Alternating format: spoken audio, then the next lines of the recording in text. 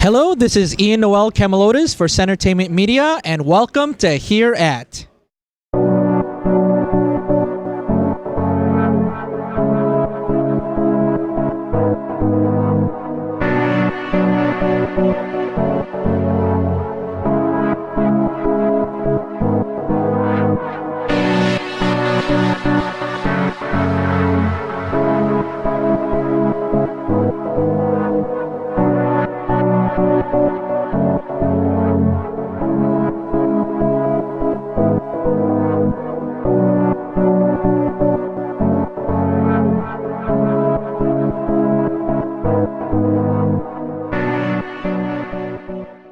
Well, here we are at ValorCon. It's the first year of Chicago's first ever all-around gaming convention. We've got a lot of different gaming areas, from electronic for game consoles and computers, all the way to tabletop gaming such as Warhammer and any other miniature games, plus standard social board games. And then there's also a trading card gaming section as well for games like Magic, Force of Will, Card Fight Vanguard, Yu-Gi-Oh!, Pokemon, and so many more. So let's check out how this weekend is going to unfold.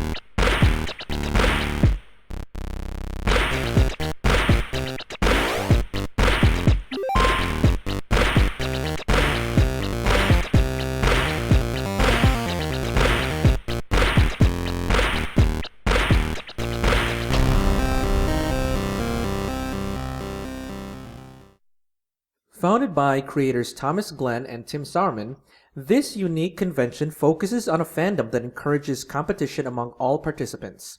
ValorCon focuses on all parts of the gaming world.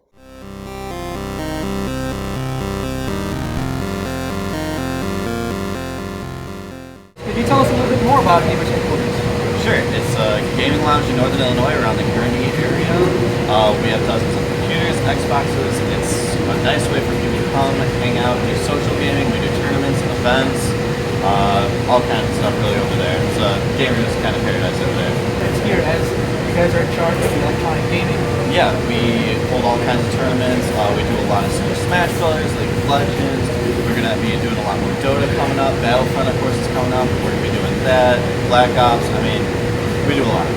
On the electronic gaming front, Gamers Headquarters provided choices of computer games from StarCraft to League of Legends, among many others that were available to play in teams or in free-for-all formats.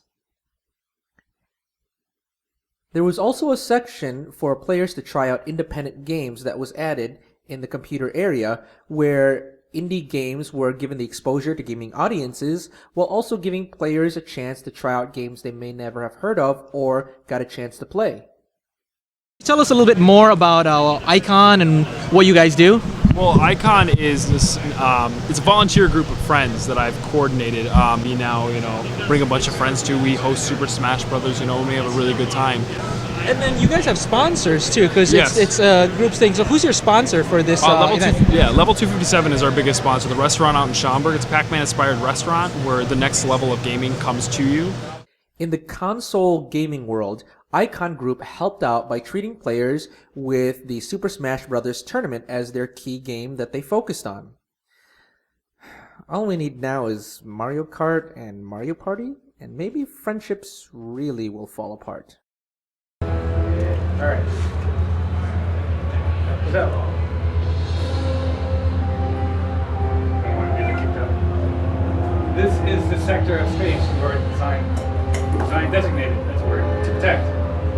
There are 1, 2, 3 deep space stations. You want to protect them. If you lose all of them, you lose. If you blow yourself up, you lose. There are some unidentified enemies, these gray dots all along the outer edges of the map. Science can scan them and identify them, but basically once all the enemies are gone, you win. That's all you gotta do. Destroy your enemies. One very unique game that was featured and popular at ValorCon was Artemis Space Simulator, a multi-unit computer game which allows players to work together in commanding a starship and defending space station from enemies. Teams were able to test out their skills and prepare for their own ventures for their own Starship Enterprise.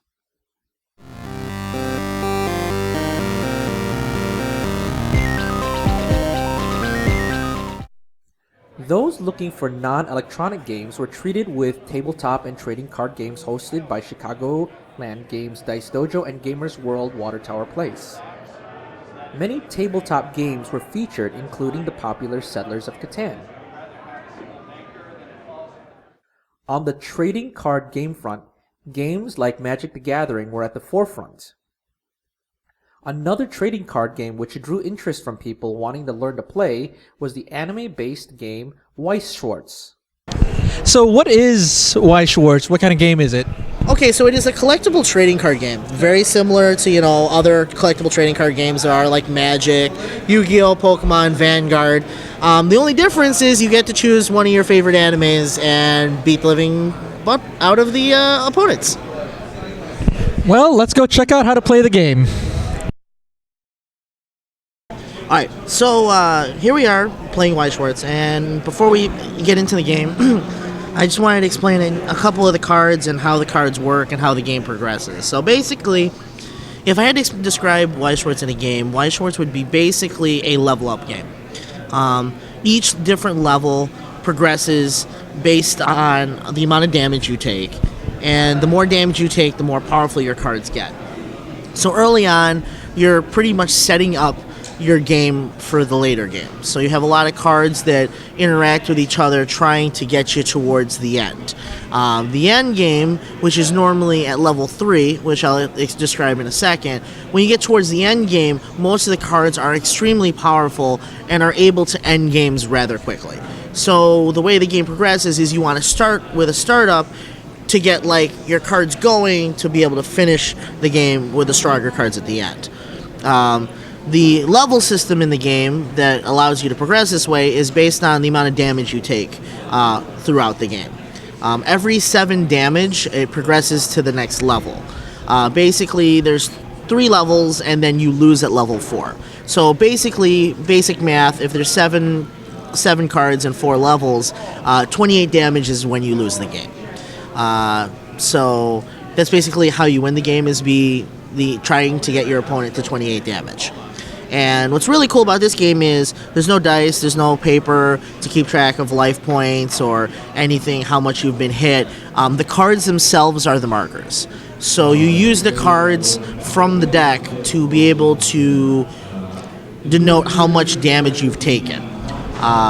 That's where we can describe the field, and we'll get into that after we describe the cards. So basically, in a nutshell, there's 4 different cards in the game.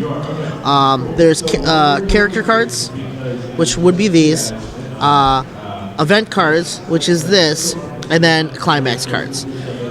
Those are the 4 types, basically 3 types of cards, and then character cards have a couple different types of character cards that can interact differently in the game. So that's why we have 4 cards here. So for character cards, which is mainly the characters of whatever anime you're playing or whatever game you're playing, because sometimes in Weiss Schwartz it doesn't necessarily have to be an anime. Some of them are video games. For example, Persona, Concol, and Project Diva. Those are all video games that were turned into a card game, for the card game. Basically, for the characters, you have your main characters here. Today we're using cards from Madoka Magica. And the cards here are basically what you use to attack. we'll just explain the cards now, and then we'll explain with the mat in a second. But basically, here we have the characters and events and climaxes. So characters are what you use to attack your opponent with. So you'll use these cards to be able to whittle down your opponent to the 28 damage. Event cards are very similar to like spell cards in other games where once you play it, it has an effect. It goes off, and then when it's done, it's used. It has no place to stay on the field. It just happens and then goes away. Climaxes are multifaceted.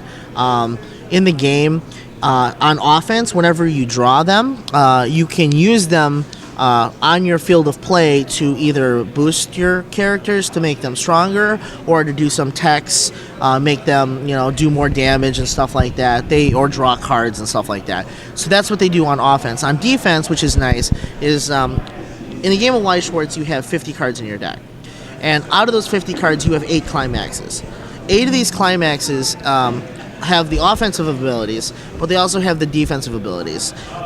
When you take damage in the game, this game is very similar to other damage card-based games, like Cardfight Vanguard is a good example, where you reveal damage off the top of your deck when you're taking damage, and when you're attacking, you're revealing cards off the top of your deck to either A, give more damage, B, have some tech, or C, just it's there, and all those cards would then go to, a mana zone, which we can explain later. But basically, those 8 cards that are in your deck called climaxes, if you ever hit one while taking damage, it would cancel damage. So, that's a rough description of the game card-wise, but there's still a lot to explain when coming to the game about placement of the cards and stuff like that.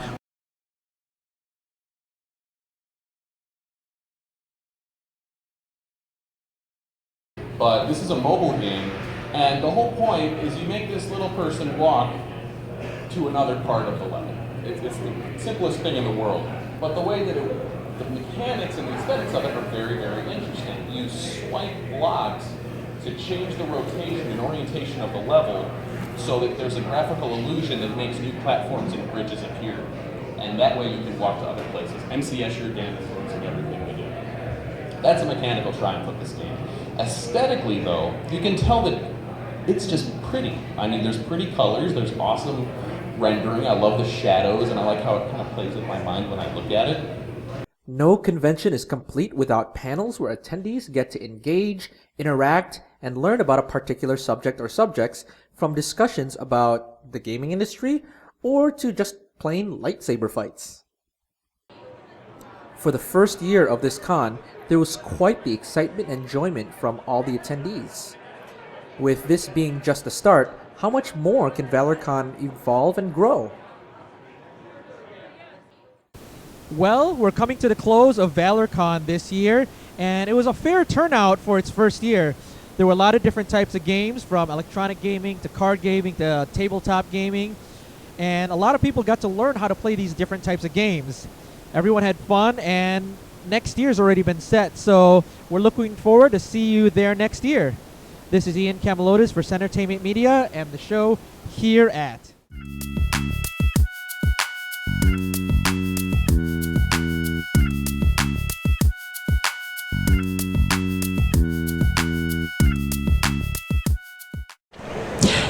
This is Ian Noel Camalotis for CEntertainment Media, and welcome to Here At.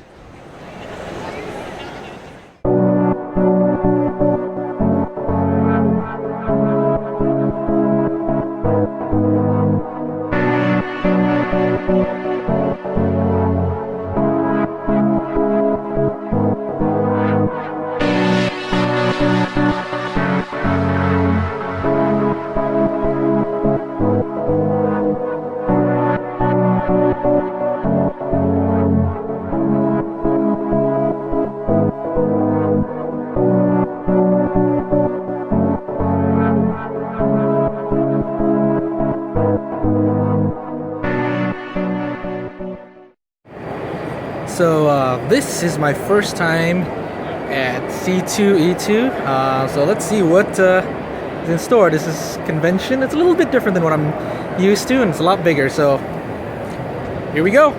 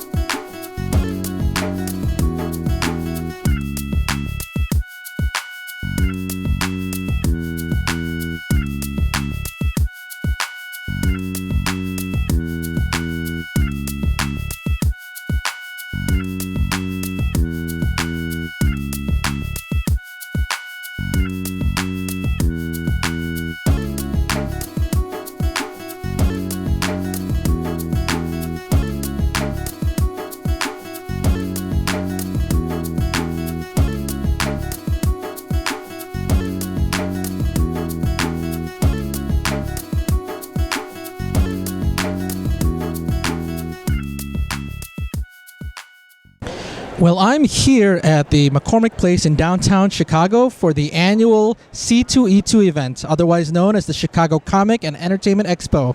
And I'm here to check out what's going on, so let's go have a look.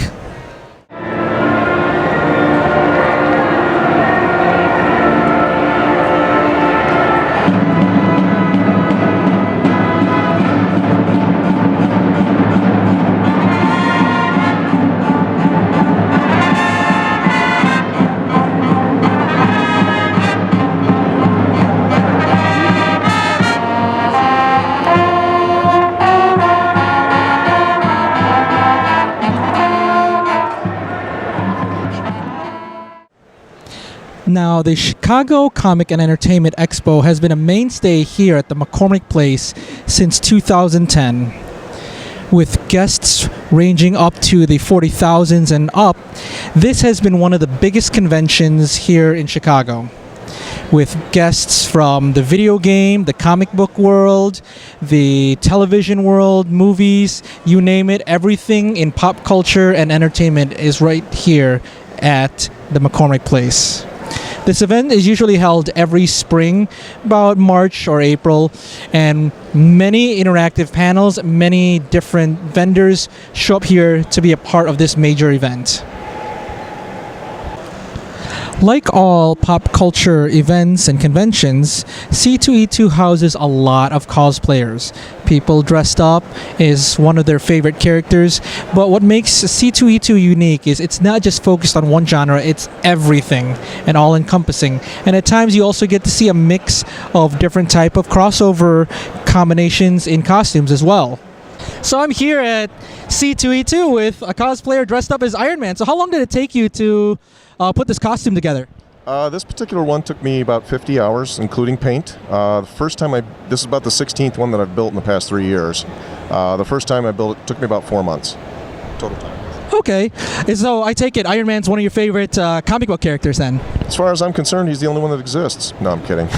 But yeah, he is my favorite. Yeah. Well, what brings you then to C2E2? What's the biggest draw for you here? Probably the biggest payoff for me is just the smiles on people's faces when they get to get their picture taken with Iron Man, and just the looks that you get when people encounter you. I mean, it's great to see it. Everybody from handicapped people in wheelchairs, kids, adults, all ages. It's amazing. It really is, and makes all the work and the frustration worth it.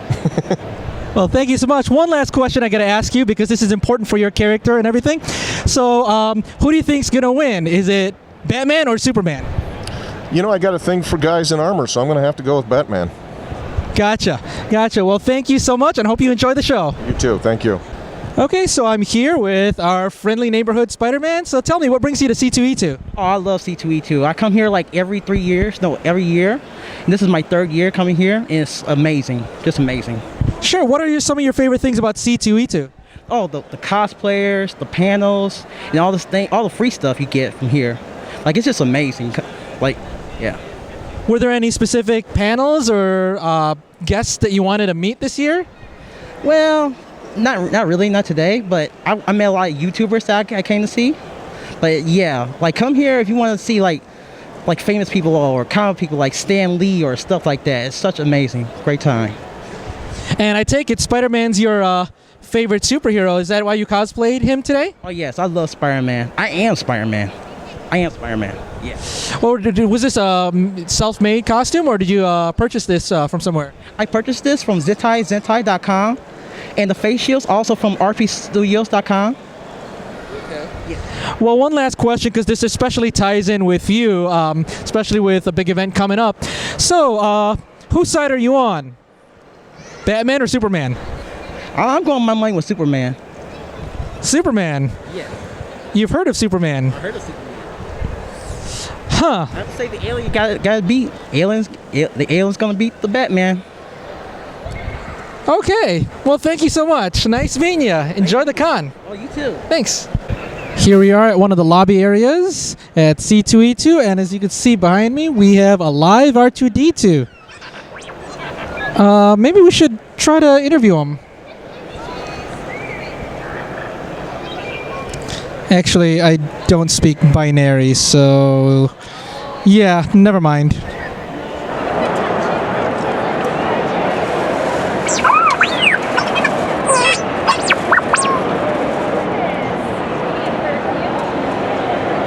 So, what brings you to C2E2, R2-D2?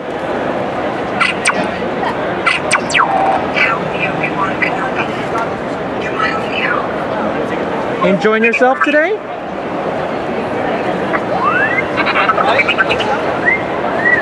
One of the biggest things that people look forward to at C2E2 are the many guests. Like was said before, guests are anywhere from the comic book world as artists and writers, to television actors, all the way to even movie actors. You've got athletes and pro wrestlers, and you've got so many other types of guests that you can have tied in with the entertainment world.